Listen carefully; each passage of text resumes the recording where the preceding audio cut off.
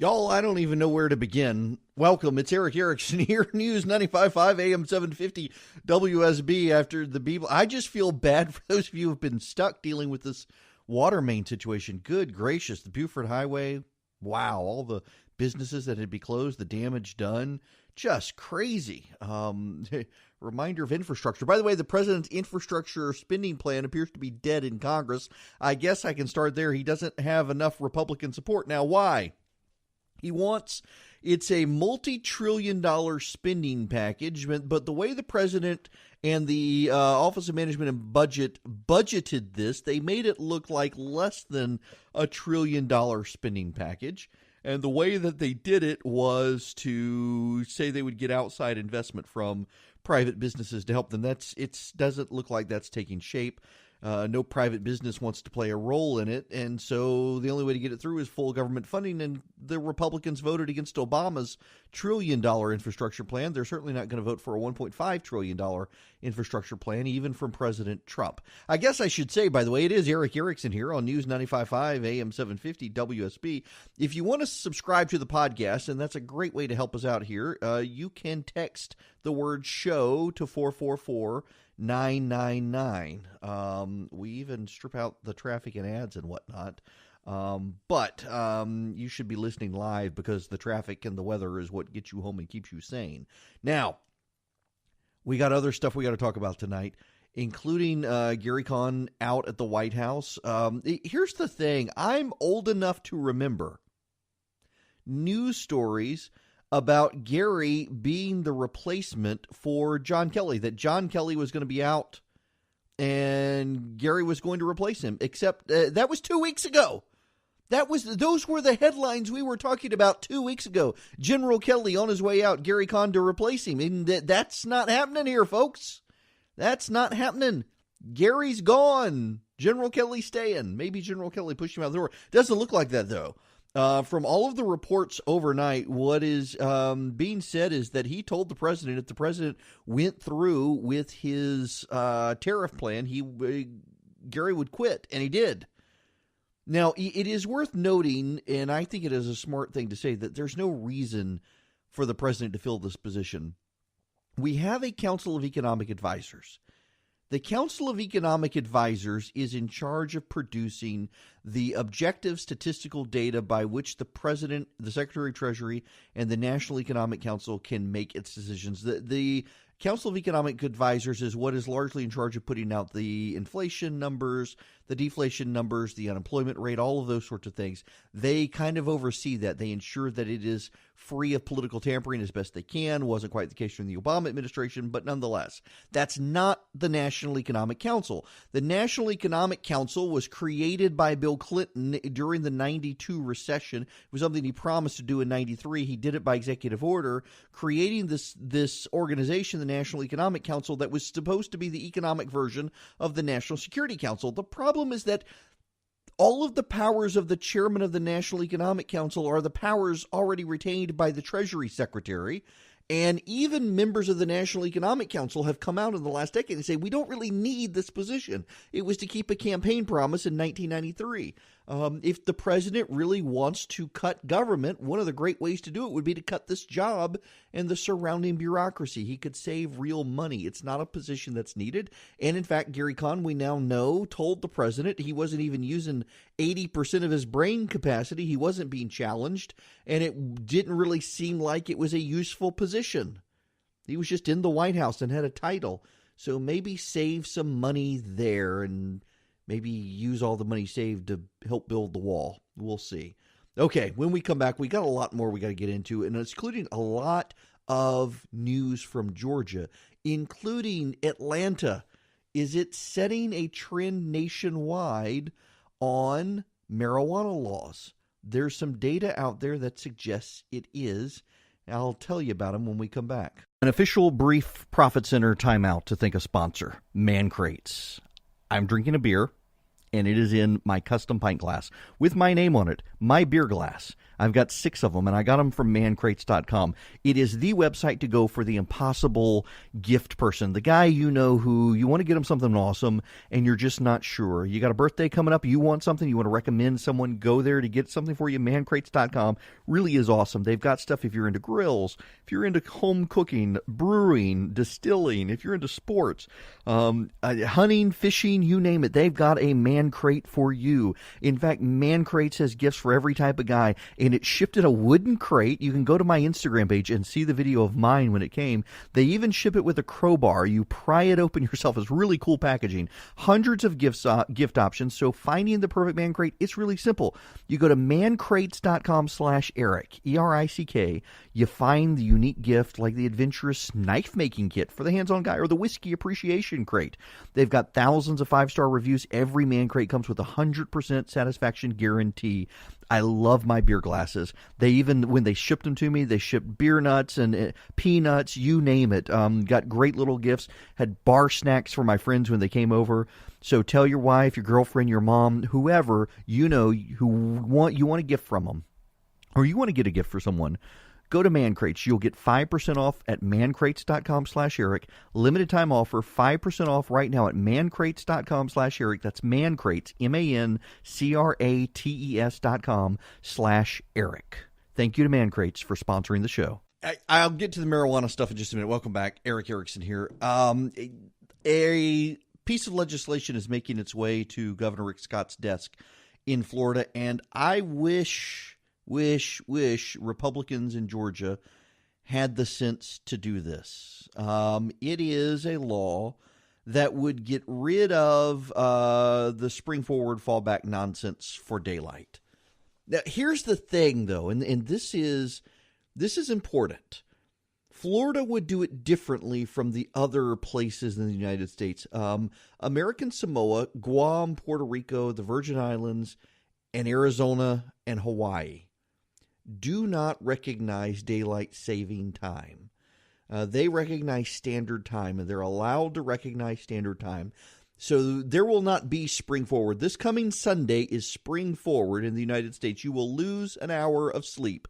The trade-off is that though you will lose an hour of sleep, the evenings will be lighter longer. By the time you get to the 4th of July, you can't pop firecrackers until 10 p.m. because it's too bright outside. The legislation, if the legislation that was headed toward Rick Scott's desk in Florida, he's the governor, were to get rid of daylight saving time, they wouldn't need congressional approval.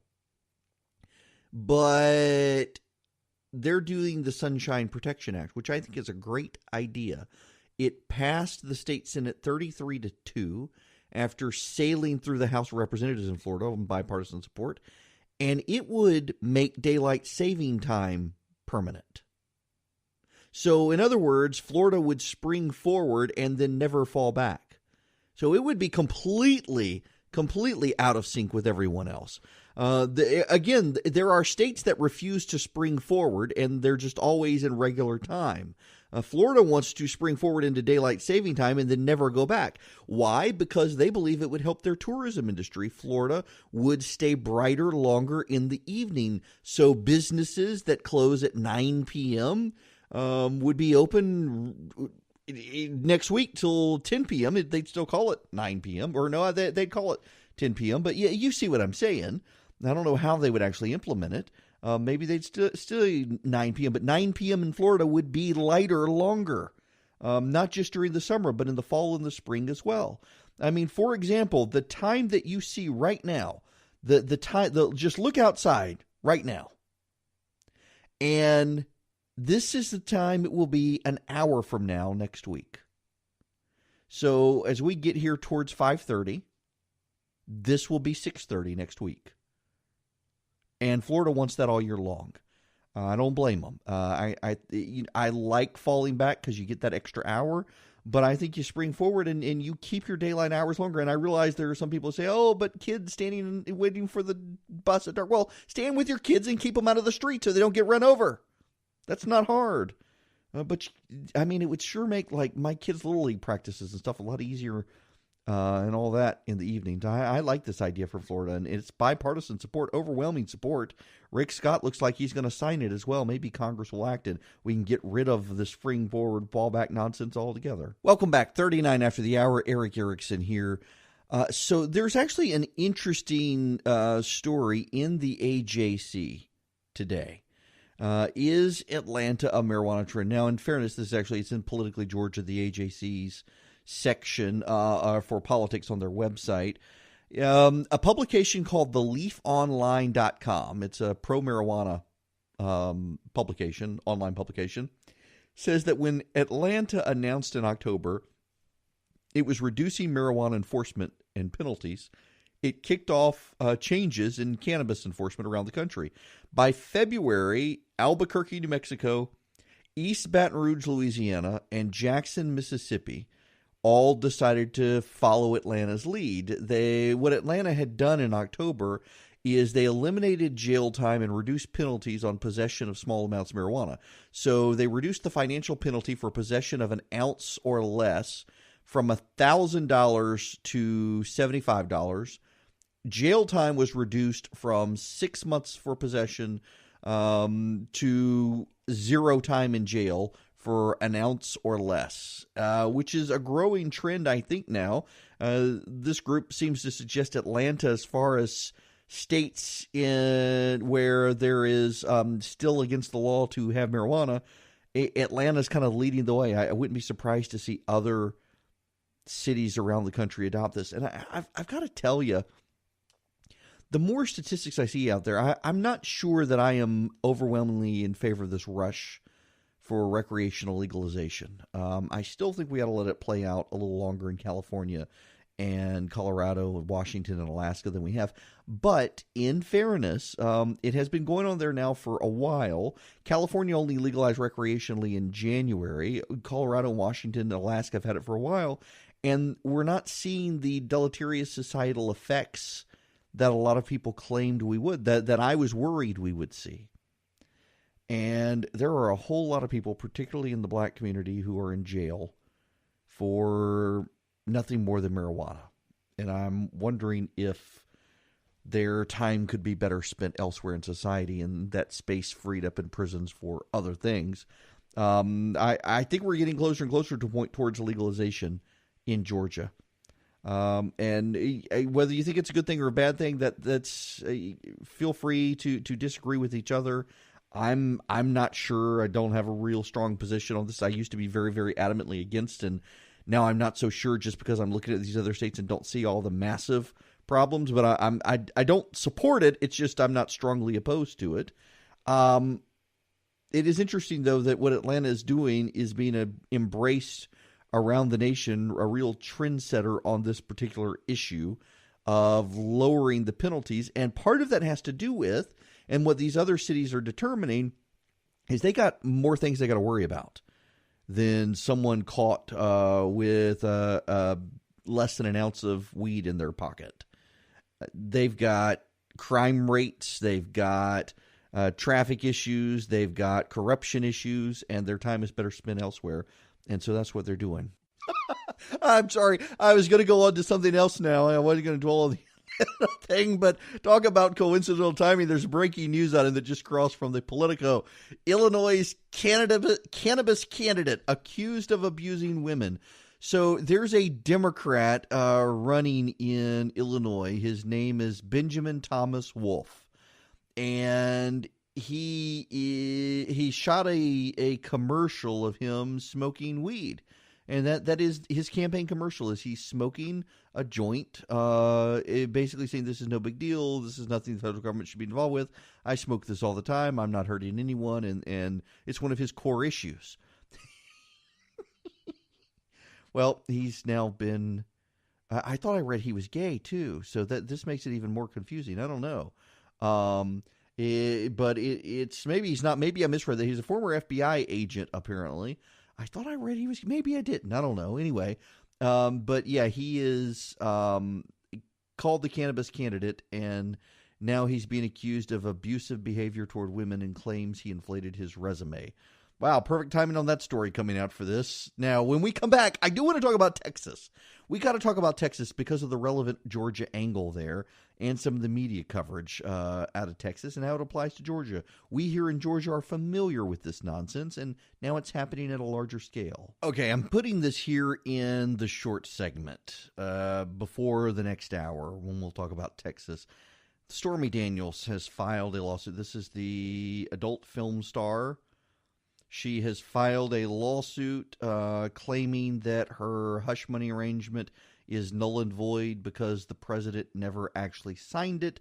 The lawsuit represents the latest development, I'm reading from the AJC here, in an increasingly troubling situation for the White House. Now, here's the thing. We had people call this program and tell me that this was all a made-up story. She was denying it, that she had signed statements to that effect, denying it. They were believing that these papers circulating the internet, statements she had signed denying that there was a relationship, that this was all true.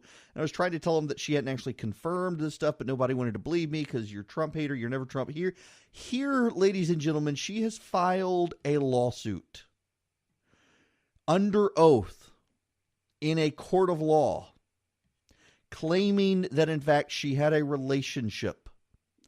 Paragraph 9, her real name is Clifford. Ms. Clifford began an intimate relationship with Mr. Trump in the summer of 2006 in Lake Tahoe and continued her relationship with Mr. Trump well into the year 2007. This relationship included, among other things, at least one meeting with Mr. Trump in a bungalow at the Beverly Hills Hotel located in Los Angeles, California.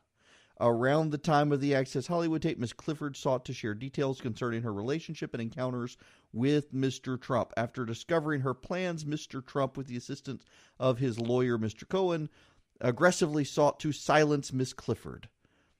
Here she is, and she's using this lawsuit, by the way, you should note, that all but admitting, that, I mean, there are certain things she can't say, but she's very well admitting that the stuff that's come out in these stories ahead of time, that they're true. I mean, notice her confirmation of the meeting at the Beverly Hills Hotel, the meeting at Lake Tahoe, all of these things. And I'm assuming that there will still be people saying, nah, not true, nah, couldn't happen. Here it is. This is a federal lawsuit. You do not file a federal lawsuit without penalty for perjury, folks. So she's willing to go to court over this stuff and attest to its veracity. I wonder if some of these reporters out there who went to the evangelical surrogates of the president and got them on record saying this didn't happen, it was all made up, we can't believe this woman, are now willing to stand by that. And I suspect there are people listening to me right now who don't care, or they suddenly don't care after saying it was made up. Now they're like, well, it doesn't matter. Does it not matter? Is it not a sign of character that the man was cheating on his pregnant wife with a porn star? I mean, in my world, in pre-Trump America, that sort of stuff did matter. Now he's going wobbly on tariffs. He's going wobbly on guns. He's going wobbly on all sorts of things. Do any of these things, the confluence of events, seem to matter? I find it fascinating, in fact, that Republicans in Washington have finally decided tariffs, of all things, to fight the president over. Tariffs are the thing.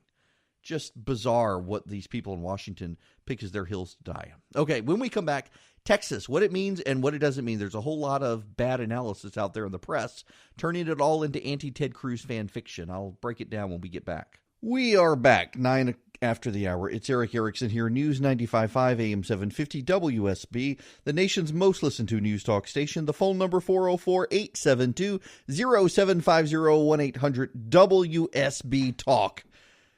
And again, prayers for those of you stuck in traffic around Buford Highway with this water main break from this morning. Good grief. I want to talk about Texas and to a degree talk about it from the perspective of Georgia. And I'm really glad that I ran out the clock yesterday because, full disclosure, I had in my stack of stuff to talk about yesterday a couple of stories about the building Democratic wave as it related to data from Texas.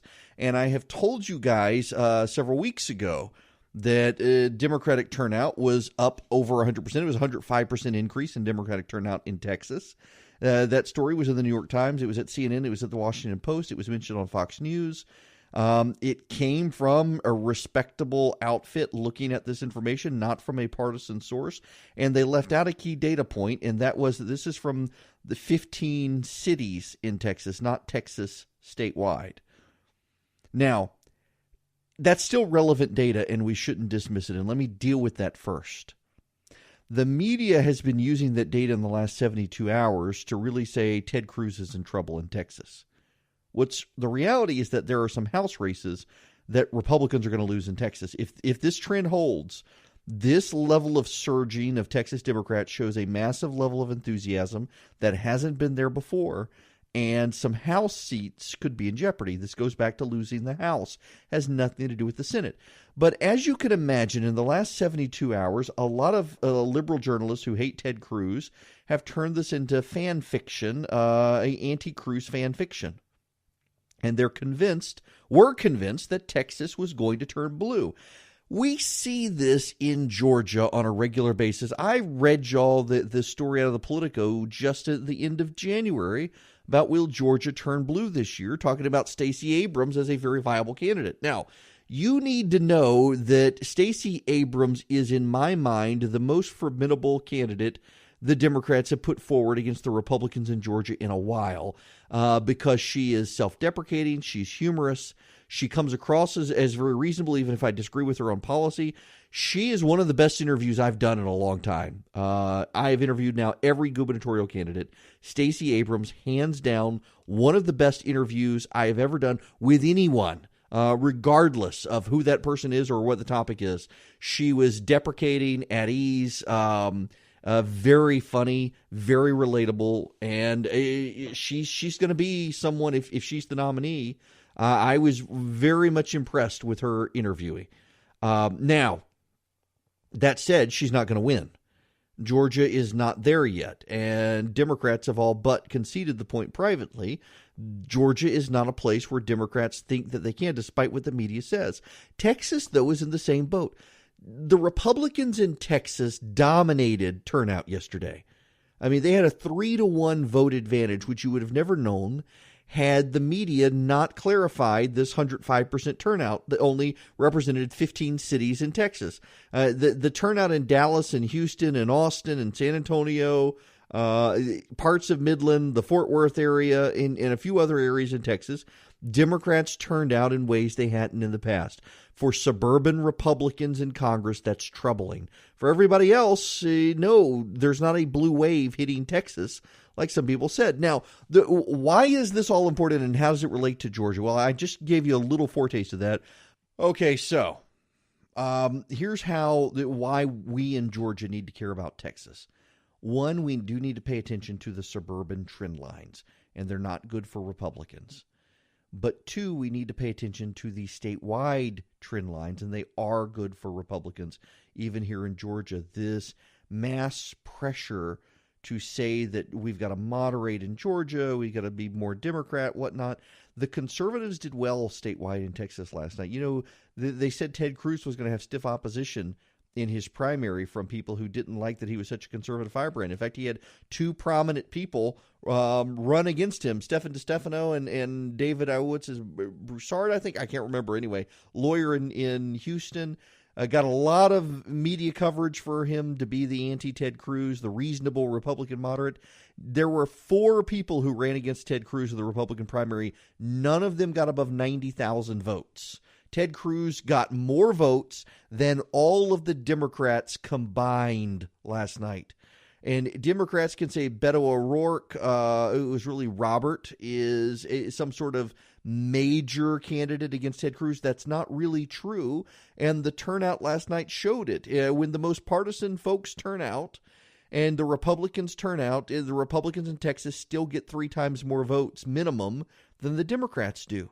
But we're going to see this over and over and over and over. We cannot get lulled into complacency around the nation as to trends and say, oh, well, this state is a Republican state, therefore we don't have anything to worry about. Because when it comes to congressional races, there are suburban districts that can flip on this sort of stuff.